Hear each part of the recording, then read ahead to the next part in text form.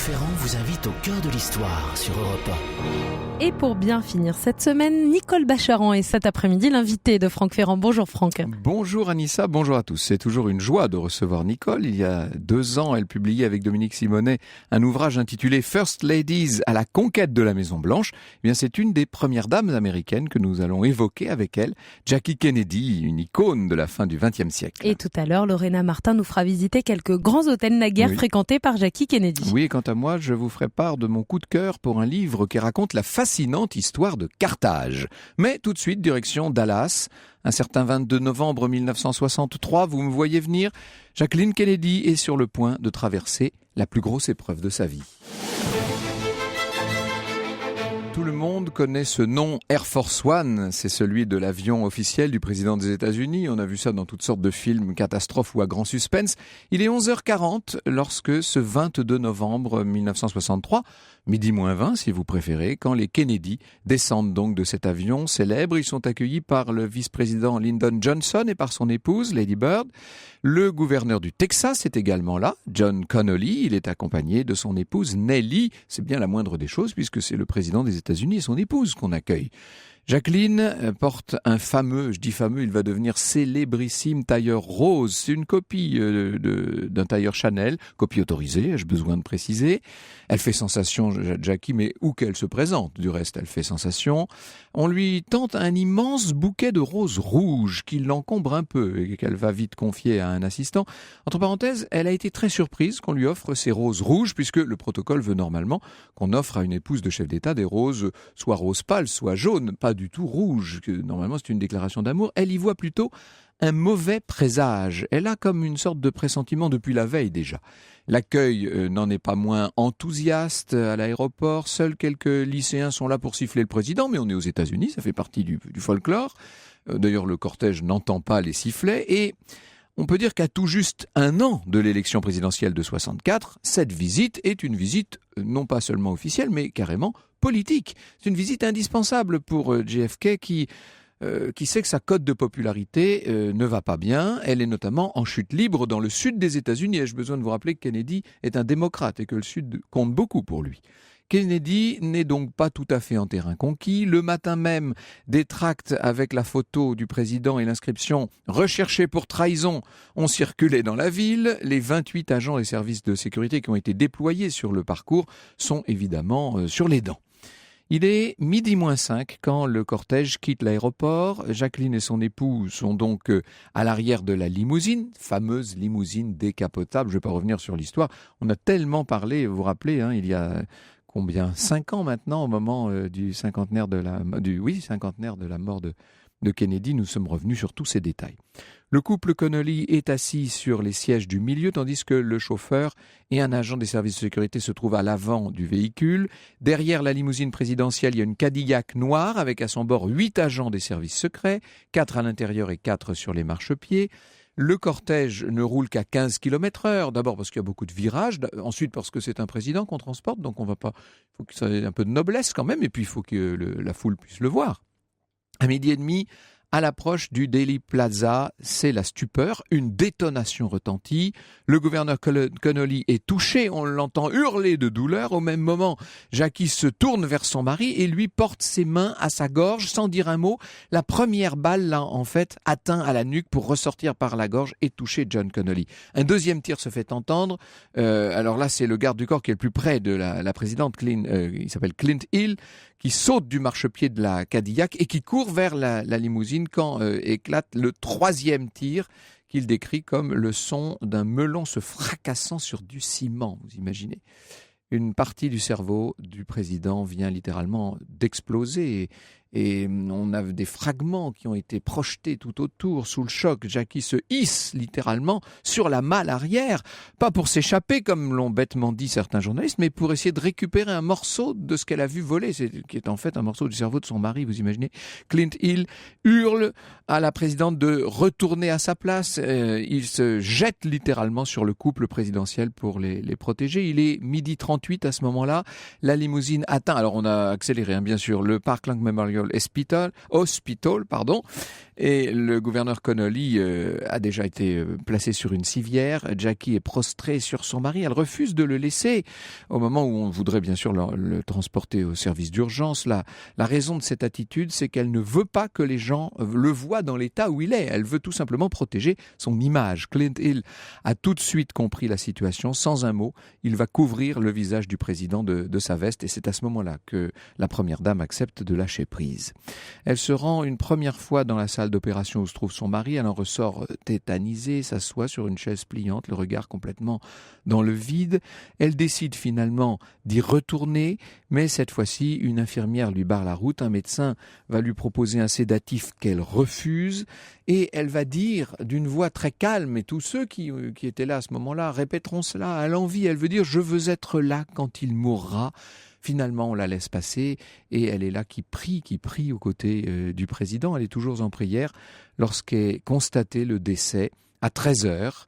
Elle va glisser son anneau de mariage au doigt de son époux et quitter la salle lorsque arrive déjà le cercueil de bronze prévu pour emporter la dépouille du président.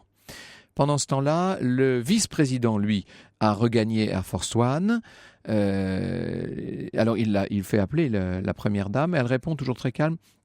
Dites au vice-président que je n'irai nulle part sans le président. Et finalement, elle ira quand même le rejoindre à bord d'un corbillard, emportant la dépouille de John Fitzgerald Kennedy. Il est 3h moins 20 lorsque Johnson prête serment sur la Bible noire de JFK à bord d'Air Force One. On a tous vu cette image du vice-président Johnson en train de prêter serment dans la foule et dans l'affolement au milieu de l'appareil, au milieu de l'avion. Il s'agissait bien sûr de faire en sorte qu'il y ait une sorte de continuité de la présidence, et d'ailleurs il fallait que Jacqueline soit présente. L'unique photographie qui existe, dont je vous parlais, la montre. Elle est les yeux dans le vide, elle est là au deuxième plan, et elle a toujours sur elle ce fameux tailleur tout maculé du sang de son mari. À peine Air Force One s'est-il posé à Washington que le beau-frère de Jacqueline, Bobby Kennedy, l'a rejoint dans le fond de l'appareil, sans un mot pour le nouveau président Johnson, qui va d'ailleurs se montrer furieux. La veuve et le frère de JFK tombent dans les bras l'un de l'autre. On peut dire que ces deux-là se comprennent, ils ont vécu ensemble cette présidence et tout le reste. Jacqueline refuse toujours de changer de vêtements pour sa sortie de l'avion. Et à ceux qui voudraient quand même insister un peu, qu'ils l'interpellent à ce sujet, la première dame, ou celle qui l'était encore il y a quelques minutes, répond « Je veux qu'ils voient ce qu'ils ont fait à mon mari ». Franck Ferrand vous conte l'histoire sur Europe 1. Et nous sommes jusqu'à 15h au cœur de l'histoire de Jacqueline Kennedy. Elle vient de perdre son époux. On a revécu ce 22 novembre 1963 avec vous, Franck Ferrand. Comment la nouvelle de la mort de JFK est perçue à l'international ? C'était l'événement, j'allais dire du mois, pour ne pas dire de l'année et de la décennie. Vous imaginez la stupeur qui a saisi autant les chefs d'État que tous les anonymes. Télévision, radio ont interrompu leur programme dans le monde entier, notamment dans ce qu'on appelait à l'époque le monde libre. N'oubliez pas qu'on est en pleine guerre froide. On peut dire de John Fitzgerald Kennedy qu'il avait révolutionné son époque. D'abord, il était très jeune, born in this century, comme il disait. Il était né au XXe siècle, et puis il était le premier président catholique des États-Unis, avec un franc-parler étonnant, etc. Les matins des 23 et 24 novembre, le recueillement est de mise. 2 messes sont célébrées à la Maison-Blanche, réservées à la famille et aux employés. Et à l'issue de la seconde messe, Jackie va couper une mèche de cheveux de son mari et déposer une lettre dans le cercueil. Et puis après cela, c'est le moment de fermer le cercueil. Il est 1h moins le quart. Ensuite, la bière est transférée vers le Capitole pour être exposée au public jusqu'aux funérailles officielles qui doivent avoir lieu le lendemain. Et on peut dire que malgré le peu de temps, parce que ça laisse 24 heures, quelques 250 000 personnes vont défiler devant la dépouille de Kennedy. Depuis son retour à Washington, l'ex-présidente n'a pas dormi. Elle a fait ressortir tous les plans d'obsèques qui avaient été organisés pour Abraham Lincoln, symbole très important, et nous allons allons y revenir avec Nicole Bacharan, ses obsèques datant de 1865. Elle veut s'inspirer des obsèques de Lincoln et elle a bien l'intention de tout organiser, préparer la cérémonie dans son aspect intime, mais aussi dans sa dimension protocolaire. Pour les télévisions du monde entier, rien ne sera laissé au hasard. Et le lundi 25 novembre, à 9h du matin, c'est le début au Capitole de la célèbre cérémonie d'hommage à Kennedy. Nous avons tous ces images à l'esprit, bien entendu, notamment Jackie qui arrive avec son fils, avec ce petit garçon sur les très frêles épaules duquel le monde entier a les yeux rivés. Elle s'agenouille, Jacqueline, pour embrasser une dernière fois le cercueil de son mari. Et puis, elle va regagner la Maison-Blanche parce que c'est de là que part la marche funèbre de 2 kilomètres jusqu'à l'église Saint-Matthew's. Jackie marche en tête du cortège. Il faut que vous la revoyiez. Alors là, il n'est plus question de tailleur rose, bien entendu. Elle est en deuil et elle porte un long voile noir qui cache son visage ou qui le cache suffisamment pour que les journalistes s'escriment littéralement sur ce visage de deuil. 62 chefs d'État, près de 200 dignitaires étrangers sont derrière Madame Kennedy. 1 million de personnes vont se masser le long du parcours. Et une fois tout cela terminé, Jacqueline va souffler à son fils qui donc a 3 ans, le petit John. Elle va lui dire d'aller saluer le cercueil de son père qui passe devant eux. Et alors là, le crépitement des flashs devient tout simplement un tonnerre. Le cercueil ensuite gagne le cimetière national d'Arlington. Jacqueline allume une flamme sur la tombe de son époux, flamme qu'il faudra constamment entretenir, flamme éternelle. 21 coups de canon sont tirés. Entre parenthèses, normalement pour des obsèques nationales, c'est 101 coups, mais il y a une réforme du protocole depuis la Seconde Guerre mondiale. C'est un petit détail. Le clairon va sonner, c'est la sonnerie aux morts, bien entendu. Ce jour-là, Jacqueline est allée, on peut le dire, jusqu'au bout du calvaire. Elle n'a rien montré. Seul le général de Gaulle va mettre en doute la sincérité de la première dame puisqu'il la qualifiera de veuve d'un jour. C'est étonnant d'ailleurs, l'incroyable malentendu et inimitié, on peut dire, entre le général de Gaulle et Jackie Kennedy. Ça date de la visite officielle à Paris. Ça aussi, on en reparlera. Le 6 décembre 63, Madame Kennedy va quitter définitivement la Maison-Blanche. Évidemment que les Johnson ne l'ont pas chassée hors de chez elle, ils lui ont laissé un petit peu de temps pour se retourner. Elle emménage dans une maison de ville à Washington, solution temporaire puisque très vite ça devient un lieu de tourisme. On a même des cars qui viennent s'installer, qui s'arrêtent pour que les gens puissent prendre des photos. Bref, ça fait des attroupements, etc. Jacqueline a du mal évidemment à se remettre de tous ces événements, la mort de son mari, la fin d'une vie à laquelle elle s'était habituée, etc. Elle est en dépression maintenant, il faut le dire, et elle va se réfugier dans l'alcool. Il est difficile pour elle de rester à Washington une fois quittée la Maison-Blanche. 2 choses vont l'aider à tenir au quotidien. D'abord l'éducation de ses enfants et puis la préservation et l'entretien de l'image de son époux. Avec son beau-frère, avec Bobby à ses côtés, elle va visionner durant des heures et des heures toutes les archives qui retracent les quelques 1000 journées, 1003 jours exactement, passés par Kennedy à la Maison-Blanche et ils vont faire le tri, ils vont censurer certaines images, ils vont en exhumer d'autres et tenter de bâtir la légende, si vous voulez. On va idéaliser cette image de John Fitzgerald Kennedy.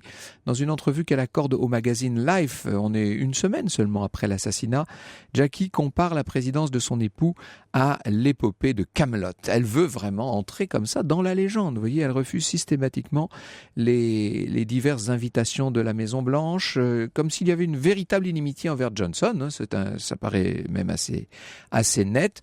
Il faut dire aussi qu'elle n'a peut-être pas envie de revenir en tant qu'invitée. Courant juillet 64, elle quitte donc définitivement Washington pour New York et elle habitera désormais un grand appartement sur la 5e avenue, pas très original, ce 14 pièces en enfilade sur la 5e avenue. Elle restera là pendant 30 ans et c'est à ce moment-là qu'elle renoue un peu avec la vie et on commence à ragoter bien sûr, mais vous savez, on dit qu'elle sortirait avec Marlon Brando, on parle aussi de liaison avec son propre beau-frère, avec Bobby. Si l'on en croit Régine Torrent, c'est leur souffrance à tous les deux qui les a rapprochés. Jusqu'à quel point est-ce que cette souffrance les a rapprochés? Autant vous dire qu'on ne le saura jamais. Un prétendant se détache du lot, parce qu'il y en a des prétendants pour épouser celle qui est devenue la femme la plus convoitée du monde, d'une certaine manière. C'est sans doute l'homme le plus riche, en tout cas l'un des plus riches du monde, l'armateur grec Onassis, Aristote Onassis, qui se détache. Ils se connaissent tous les deux depuis septembre 63 seulement. Jacqueline l'avait même invité à séjourner à la Maison-Blanche au moment des funérailles de John. Et Onassis est pour elle une sorte de protecteur. Il se pose d'emblée en figure paternelle. Jacqueline est l'archétype de la femme dépendante de son mari. On pourrait presque parler dans cette période-là d'une femme enfant sous l'aile de son papa protecteur, d'une certaine façon. La promesse d'une richesse illimitée résonne comme une sécurité pour elle, qui par ailleurs a toujours peur de manquer, et ça depuis le jour où son père a quitté sa mère et a dilapidé la fortune familiale. Donc elle va finir par accepter la demande en mariage d'Onassis en mai 68, et elle lui fait promettre de garder le projet jusqu'à la présidentielle de 68, parce que n'oubliez pas que Bobby Kennedy est candidat à cette présidentielle. Or, le 5 juin 68, nouveau drame, et ça aussi nous en avons parlé, c'est au tour de Robert Kennedy d'être assassiné, alors qu'il vient tout juste de remporter les primaires de Californie. C'est Jacqueline qui, au nom de la famille, va demander au médecin de débrancher le respirateur artificiel. Il était depuis un certain temps en état de mort cérébrale, et à ses proches, elle confie: je hais ce pays, je déteste l'Amérique. S'ils ont décidé de tuer les Kennedy, mes enfants sont les premières cibles. Je veux quitter ce pays. Elle a toujours eu plus qu'un franc-parler, ça aussi, nous allons y revenir.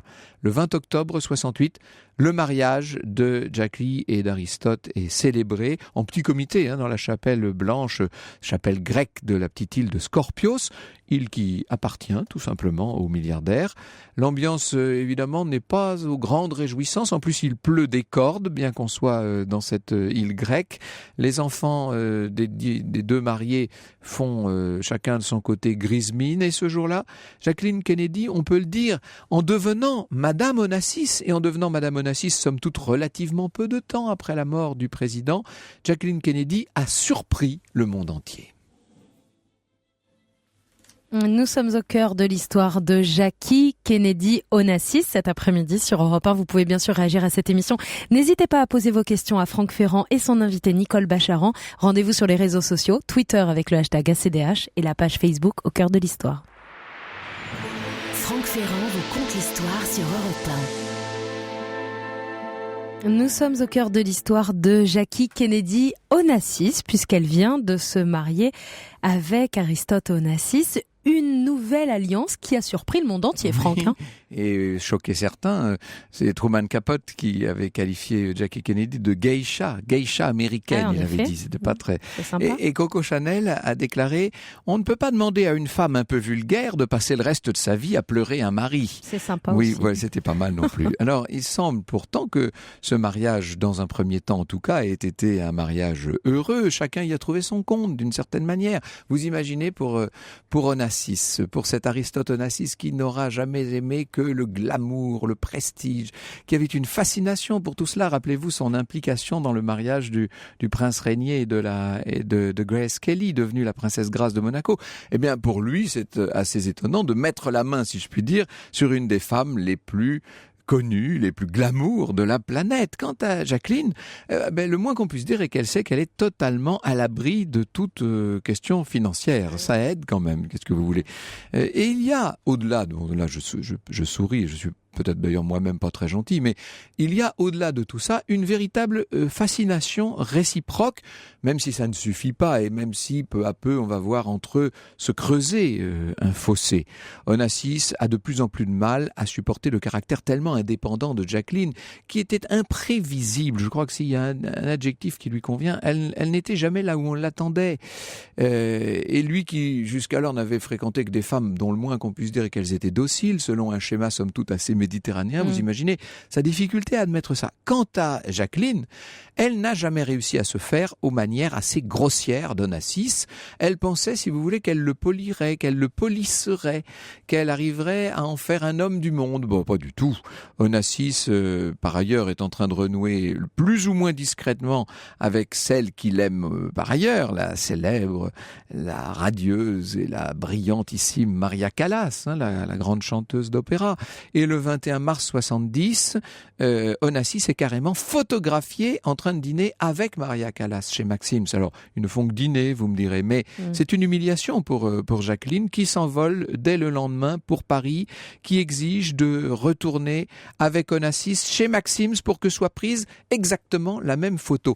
Ça me rappelle un petit caprice qu'elle avait fait quelques années plus tôt, lorsque le général de Gaulle avait reçu le roi et la reine des Belges, le roi Baudouin et la reine Fabiola, à Versailles dans la Galerie des Glaces. C'était la première fois que ça avait lieu. Eh bien, elle avait exigé lors de la visite d'État qui avait lieu 2 ou 3 semaines plus tard, de bénéficier de la même chose, et elle s'était fait photographier exactement comme la reine des Belges au même endroit. Il y a ce besoin, vous voyez, de... Peut-être pour ça que le général de Gaulle avait un petit peu de mal avec Jackie Kennedy. Peut-être aussi, pourquoi pas. Le 22 janvier 73, son beau-fils Alexandre va se tuer dans un accident d'avion. Et alors là, ça c'est le drame. Vous savez, les couples un petit peu difficiles résistent difficilement, évidemment, au grand drame.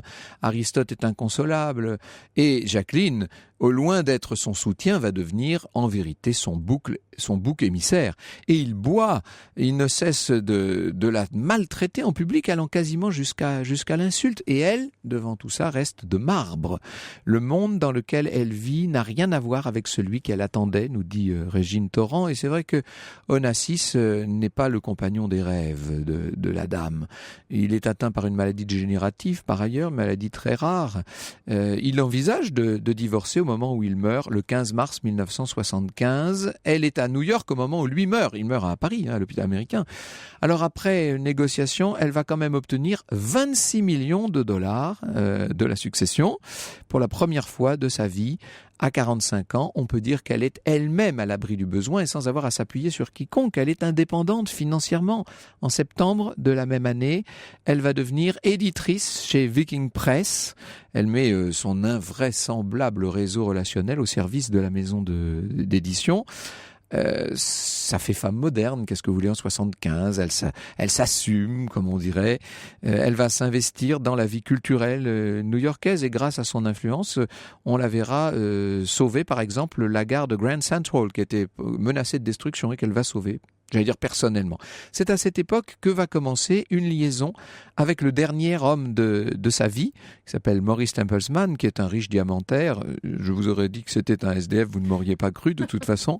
Elle le connaît lui-même depuis 20 ans, seul hic, il est marié, Maurice, et ça ne va pas les empêcher de poursuivre cette liaison. Et les dernières années de la vie de Jacqueline sont des années, somme toute, relativement paisibles. Elle devient grand-mère à la fin des années 80. Et puis à la fin de 1993, elle apprend qu'elle souffre d'un cancer, sauf que le cancer est pris trop tard, il est déjà à un stade avancé. Elle va rédiger son testament et à ses enfants, elle conseille ceci: vendez tout, vous serez riches. Le 19 mai 1994, à 10h15 du soir, Jacqueline Kennedy Onassis va donc décéder à New York. Elle est âgée seulement de 64 ans, je me rappelle très bien la nouvelle de sa mort, et pour tout vous dire, c'était un événement et en même temps ça n'en était pas. Rappelez-vous ce qu'avait dit Talleyrand au moment où on avait appris à Sainte-Hélène la mort de Napoléon. Il avait dit « ça n'est plus un événement, ça n'est jamais qu'une nouvelle ».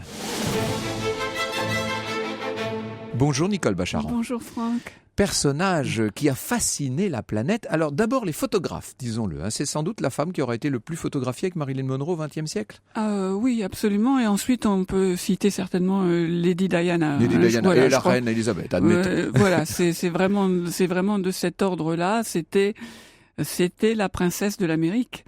Et c'était certainement la princesse de l'Amérique que Onassis, dont vous parliez, a voulu épouser. Ils ont chacun épousé en fait une image. Avec des origines françaises qui n'étaient pas pour rien dans l'affection particulière qu'une partie du public en France lui vouait. Oui, c'est vrai que elle s'appelait d'abord, quand elle est née, le nom de son père, Jacqueline Bouvier, fille de Jacques Bouvier.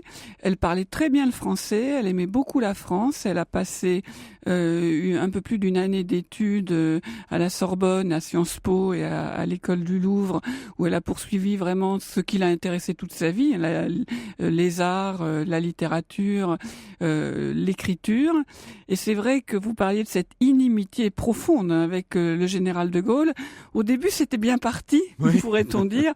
Cette première visite, cette unique visite d'ailleurs officielle à Paris, elle avait charmé de Gaulle, notamment par sa connaissance du français et de l'histoire de France. Les problèmes sont devenus en fait plutôt politiques entre eux par la suite. Oui, et puis peut-être que le général de Gaulle n'aimait pas la concurrence en quelque sorte qu'elle lui avait faite lors de la fameuse visite officielle, parce que tout le monde n'avait Dieu que pour elle, et on a senti à plusieurs reprises que le général était assez agacé. Europe 1, au cœur de l'histoire. Franck Ferrand. Nous sommes jusqu'à 15h sur Europe 1 au cœur de la vie de Jacqueline Bouvier, devenue Jacqueline Kennedy Onassis. Avec votre invité, nous allons plus loin, nous allons apprendre à mieux la découvrir. Vous recevez l'historienne spécialiste des États-Unis Nicole Bacharan, qui est aussi l'auteur de First Lady à la conquête de la Maison Blanche, un livre coécrit avec Dominique Simonet et paru chez Perrin. Et nous, notre auteur pour ce récit d'aujourd'hui, c'était Tom Lévy, notre stagiaire, Tom Lévy, qui a écrit son premier texte de radio, et je tenais à ce qu'il commence par l'assassinat du président, et notamment cette scène terrible où on voit la première dame en train de marcher, elle est à quatre pattes sur la malle arrière de la limousine, en train de ramasser des bribes de crâne en fait. Absolument, et c'est vrai que vous l'avez évoqué longuement, c'est une femme compliquée, qui ne s'est jamais confiée, dont on ne peut que supposer au fond ce qu'ont été les sentiments, les motivations. On sait qu'elle aimait l'argent, on sait qu'elle contrôlait son image et celle de son mari et de la présidence avec une main de fer. Et en même temps, là, je trouve que c'est le moment où humainement, on peut tous totalement s'identifier à elle. Je veux dire, quels que soient les choix qu'elle ait fait par la suite, on a peine à imaginer ce que ça peut représenter d'avoir la tête de l'homme qui est son compagnon exploser sur elle, à mourir sur ses genoux et se retrouver effectivement dans la panique du moment où on ne sait pas du tout qu'est-ce qui se passe, à ramasser des morceaux d'os et des morceaux de cerveau. Puis, elle a 34 ans, c'est une très jeune femme. C'est une très jeune femme dont le moins qu'on puisse dire qu'elle n'a pas été tellement préparée à ce genre de circonstances qui sont pires que un cas de guerre. Là. Absolument. Et dans les jours qui suivent, c'est, j'allais dire, l'extrême inverse, c'est-à-dire la cérémonie, le silence glaçant, les yeux du monde entier rivés sur elle. Il faut qu'elle se montre digne, qu'elle soit présidentielle pour deux, si l'on peut dire. Oui, et elle tient le coup et elle organise tout. C'est vrai que vous évoquiez très justement le protocole qui avait été utilisé pour l'assassinat d'Abraham Lincoln. Oui. Elle s'en est beaucoup inspirée, déjà mettant en parallèle au fond la libération des esclaves par Abraham Lincoln et la loi sur la déségrégation, donc la première grande loi sur les droits civiques, préparée, pas encore votée, par John Kennedy. Et c'est ce qui a donné aussi ces images inoubliables où l'on voit le cercueil du président qui a été placé sur une pièce d'artillerie, sur un socle d'artillerie, donc un engin militaire tiré par 6 chevaux blancs. Et derrière, ça me fait toujours pleurer quand on en parle, un cheval noir avec sa selle et les étriers et les bottes et pas de cavalier. C'est ce qui avait été fait aussi pour Abraham Lincoln. Et puis derrière, cette veuve c'est très injuste de la part du général de Gaulle de dire veuve d'un jour, cette jeune femme très belle, très triste, qui tient ses petits-enfants par la main, et tout près d'elle, effectivement, Bob Kennedy. Et il n'y a aucun doute, en tout cas, que ces deux êtres-là ont été brisé par cet assassinat. Chacun après a suivi le chemin qu'il a pu. Mais la tragédie, moi mes parents m'en ont beaucoup parlé. Ça a été ressenti nationalement, en tout cas, et je crois internationalement. On peut le dire. Parce que c'est politique et c'est humain. Oui, bien sûr. 1000 jours passés à la Maison-Blanche, c'est-à-dire, somme toute, relativement peu de temps. Je dis bien relativement, parce que quand même. Et elle a eu le temps d'y faire des choses à la Maison-Blanche, Jackie Kennedy. D'abord, elle a changé le décor de la maison, ce qui n'est pas négligeable. Et franchement, c'était très nécessaire. C'est vrai que au sortir on avait eu des présidences de guerre, une longue présidence de Roosevelt. Évidemment, il avait d'autres préoccupations. Truman, les Eisenhower, qui avaient un peu des goûts de petits bourgeois, j'ai envie de dire. Et honnêtement, la maison était assez décrépite Et Jackie Kennedy s'est emparé de cette cause avec passion. Refaire de la Maison Blanche non seulement un centre historique, un musée, mais aussi un lieu pour les arts vivants. Et donc elle n'a pas fait ça toute seule, mais elle a vraiment dirigé ça. Elle a réuni une équipe d'experts. Elle a fait venir notamment un architecte décorateur français qui avait contribué à la restauration de Versailles. Et elle a essayé de mettre en valeur l'histoire américaine à la Maison Blanche, mais aussi les liens avec la France. Elle a fait fouiller dans les réserves de la Maison Blanche. Vous savez, ces greniers de vieilles maisons où elle a quand même trouvé un Cézanne, un Fragonard qui était là dans la poussière. Et elle a fait restaurer les grands salons de réception dans toute leur gloire et en faisant rechercher à travers le pays, aussi en faisant faisant faire des répliques en gros des meubles historique de la Maison Blanche. Elle avait un rôle, elle aimait beaucoup la peinture, le décor. Oui. Etc. On se rappelle l'histoire de la Joconde avec Malraux d'ailleurs. Oui. Puisque... Et c'est vrai que cette fameuse visite à Paris, elle a rencontré André Malraux, ministre de la Culture, 4 jours après que les 2 fils Malraux se soient tués en voiture, donc dans des circonstances particulièrement tragiques. Mais en tout cas, entre eux, le courant est passé. On peut dire qu'ils sont devenus amis, qu'ils ont continué une correspondance pendant pas mal d'années, et qu'au fond, le prêt de la Joconde aux États-Unis a été un peu le prêt d'André Malraux à Jackie Kennedy. J'ai le souvenir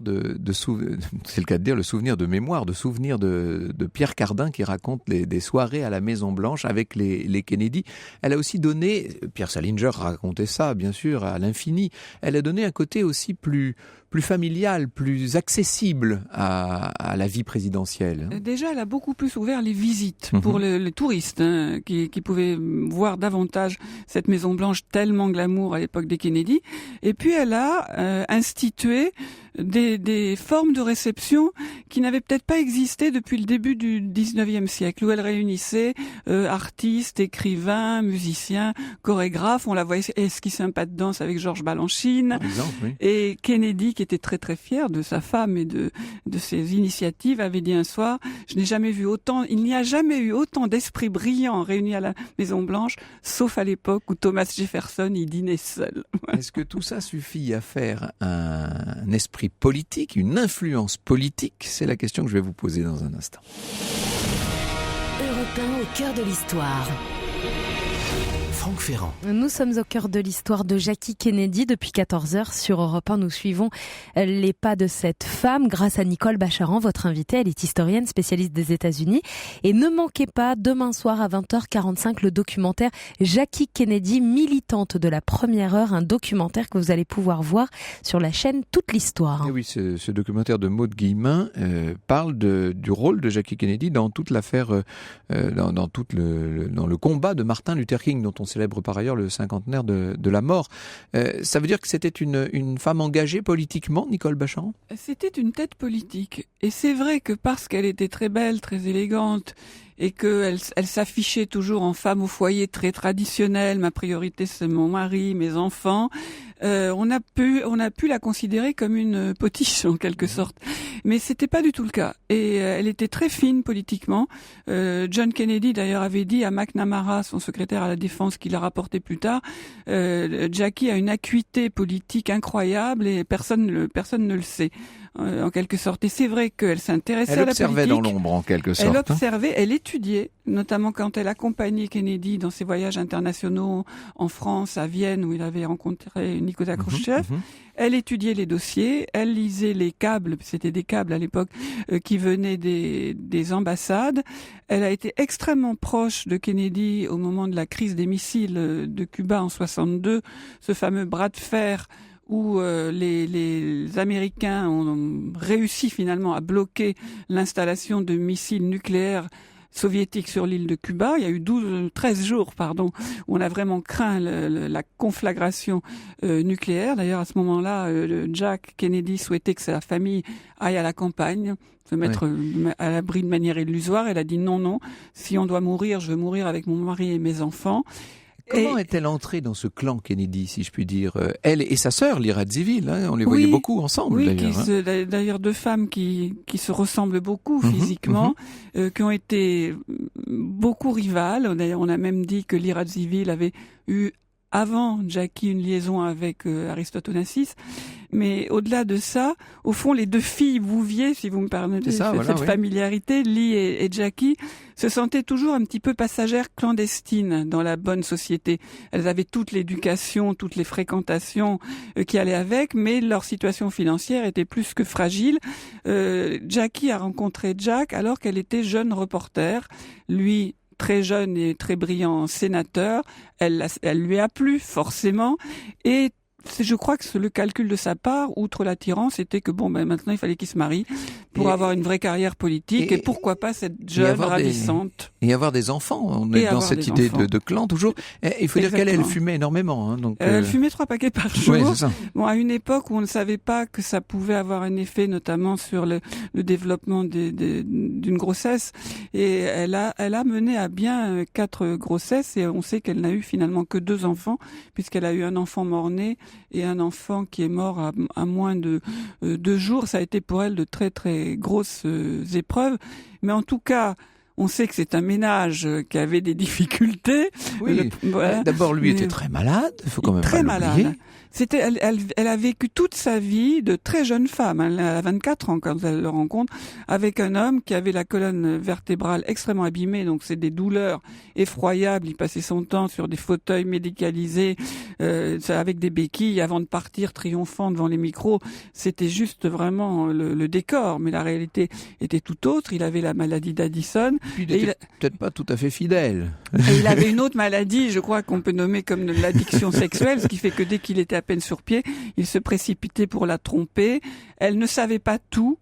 Elle en savait suffisamment pour serrer les dents, ne rien montrer, et pensant au fond que les hommes étaient comme ça. Et que si vous vouliez vivre avec un homme à succès, un homme brillant, les autres femmes vous le disputaient et il fallait serrer les dents. Une femme engagée, disions-nous à l'instant, mais pas d'un esprit très moderne pour ce qui est de la place de la femme, d'une certaine manière. Non, alors elle tenait à être une épouse traditionnelle, elle tenait à être protégée. Vous l'avez dit très justement au sujet d'Onassis, qui lui a apporté une protection financière, mais aussi une protection de sécurité. C'est une obsession pour elle. Pourquoi toujours ces hommes très riches on a l'impression, et c'est un peu le fil conducteur du récit, qu'elle avait constamment besoin de cette sécurité, en quelque sorte. Oui, exactement. Et c'est vrai qu'Onassis, il y avait l'argent, mais il y avait tout simplement la sécurité. À une époque, la sécurité physique, je veux dire, à une époque où elle voyait bien que les Kennedy étaient des cibles, elle avait peur pour elle avait peur pour ses enfants. Et Onassis, qui n'était pas un homme, on peut le dire aujourd'hui, d'une honnêteté absolument parfaite, je veux dire, il avait beaucoup d'ennemis, il pouvait lui assurer alors un nombre de gardes du corps, vivre dans des îles, enfin, il l'a mise à l'abri. Et être mise à l'abri, c'est vrai que ça semble le fil conducteur de sa vie. Il faut dire aussi qu'elle avait été traumatisée dans son enfance par l'infidélité, le départ du père, qu'il n'avait même pas pu la conduire à l'hôtel le jour du mariage parce qu'il était ivre-mort, et l'assassinat de son mari, l'assassinat de Bob Kennedy. Donc elle avait peur de manquer d'argent et peur de manquer de protection. Oui, c'est une femme qui, d'une certaine manière, aura passé sa vie dans une forme de peur. C'est pas l'image qu'on a a priori. Et en même temps, de courage. Et de courage. Ça peut aller de pair, on peut le dire. Merci beaucoup, Nicole Bacharan. Merci. Je rappelle le titre d'un de vos nombreux livres, mais celui qui a le plus de rapport avec notre sujet d'aujourd'hui. First Ladies à la conquête de la Maison Blanche, c'était chez Perrin en 2016. Europe 1, au cœur de l'histoire. Franck Ferrand. Depuis 14h, nous sommes au cœur de l'histoire de Jackie Kennedy. Nous allons maintenant découvrir les hôtels qu'elle fréquentait grâce à Lorena Martin. Moi qui me rends à Avignon la semaine prochaine, je suis très curieux de savoir et d'apprendre que Jackie Kennedy fréquentait l'hôtel de l'Europe. Nous dites-vous. Bonjour Lorena. Bonjour Franck. À Avignon, elle s'y est rendue en juillet 1993 à l'occasion d'une visite éclair à Pont-Saint-Esprit dans le Gard, qui était, vous l'avez dit, le berceau de son ancêtre Michel Bouvier. Et elle a choisi de loger 3 jours à Avignon, qui se situe à une 50aine de kilomètres de Pont-Saint-Esprit. Dans cet hôtel d'Europe, elle a occupé la chambre 303, qui, vous l'imaginez, est l'une des plus belles suites de l'établissement, qui se situe à 2 pas du Palais des Papes et du célèbre pont d'Avignon. Et il donne sur une place proche du Rhône et du centre-ville. Et on dit que le général Bonaparte lui-même voulait qu'on appelle cette hostellerie, c'est ça, l'hôtel de l'Europe. Hôtel d'Europe, puisqu'il était ami avec la propriétaire de l'époque et c'était l'un des premiers hôtes de marque à séjourner dans cet hôtel. Avignon, cité papale, cité de la culture et du théâtre aujourd'hui, bien sûr, c'est un lieu où toutes les sommités de la planète ont défilé. Il n'y a pas que Jackie Kennedy. Pas que, Alphonse de Lamartine, Victor Hugo, Charles Dickens, Picasso, Dali, Bourvil, Charlie Chaplin. La liste est très longue. Alors, un autre hôtel fréquenté par Jackie pour les fans ou les fanatiques là. Alors, ce serait le Claridge à Londres. Chaque fois que Jackie Kennedy Onassis visitait Londres, c'est cet hôtel 5 étoiles très élégant qui était son lieu préféré. C'est l'un des plus anciens hôtels de Londres. Il est situé dans le quartier de Mayfair, dans le West End, dans la cité de Westminster. Et il faut imaginer une façade en briques rouges, mais à l'intérieur, dès l'entrée, tout est art déco. Et l'hôtel remonte à 1856. Boiseries cirées, etc. Oui, tout est en bois. Et William et Marianne Claridge sont à la tête de cet hôtel, donc au milieu du 19e siècle. Et c'est une maison individuelle, rue Brooke. Et pour l'agrandir, ils achètent ensuite 5 bâtiments adjacents qui deviendra donc cet hôtel. Et là, de même, un hôtel qui a vu passer toutes les célébrités possibles et imaginables. Incroyable. Même la reine-mère qui y va pour le restaurant. Oui, on lui servait du gin dans une tasse à thé. En Inde également, un hôtel à Jaipur, là, donc dans l'état du Rajasthan. C'est le Sujan Rajmahal Palace et c'est au printemps 1962, au mois de mars exactement, que Jackie Kennedy se rend en Inde et au Pakistan. Donc sans Kennedy cette fois, et elle choisit de séjourner dans ce palais qui est très opulent, magnifique et qui appartient à la famille royale de Jaipur, qui accueille des fêtes légendaires. C'est vraiment un palais typique de l'architecture indienne. Il faut imaginer tout ce marbre blanc, ces papiers peints exotiques, le mobilier en or et des luminaires assez rétro qui vaut encore le coup et là aussi qui accueille de nombreuses personnalités internationales. Si ça plaisait à Jackie Kennedy, c'est bon signe, mais si ça vous plaît à vous, c'est un signe excellent. Merci beaucoup, Lorena.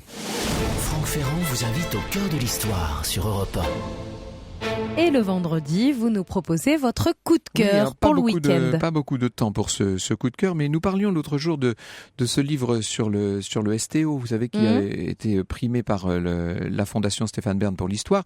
Je vous tenais absolument à parler de l'ouvrage qui l'année précédente a été primé par cette fondation dans le cadre de l'Institut de France. C'était le livre de Khaled Meliti que j'ai trouvé tout simplement passionnant. C'est un livre sur Carthage. Alors moi, j'ai passé une petite partie de ma jeunesse. J'ai visité Carthage, les sites puniques, la fameuse question des vrais sites puniques, du véritable site des ports puniques. C'était le père Féron qui menait ces fouilles archéologiques pour les pères blancs. Ça m'a beaucoup parlé et c'est un livre qui est en plus un livre qui a du souffle. Ça manque parfois, vous savez, au livre d'histoire, ces ouvrages qui sont capables de vous emmener dans l'épaisseur de toute une épopée, de vous parler non seulement de Carthage même, mais des grandes puissances qui l'ont influencé et qu'elle a influencé, qui vous parlent de cette culture si particulière et de cette puissance qu'on a aujourd'hui un peu tendance à oublier. Ça fait pas de mal non plus de parler de la Tunisie lorsqu'elle était si puissante et si glorieuse. Au cœur de l'histoire sur Europe 1.